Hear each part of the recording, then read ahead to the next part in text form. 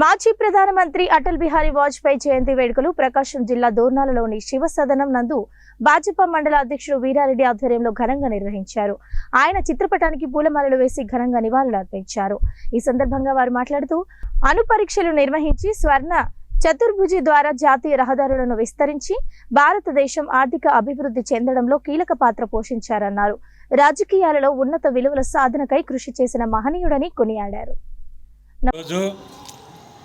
భారతదేశ మాజీ ప్రధానమంత్రి వర్యులు అటల్ బిహార్ వాజ్పేయి గారి శత జయంతి ఉత్సవాలు దోర్నాల మండల కేంద్రమైన స్థానిక శివసదనంలో జరుపుకోవటం ఎంతో శుభదినం.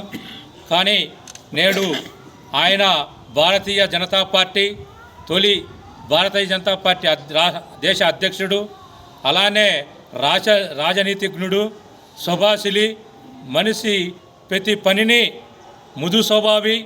ఆయన భారతరత్న అవార్డు కూడా మన భారత ప్రభుత్వం అప్పట్లో ఆయనకు ఇచ్చినది.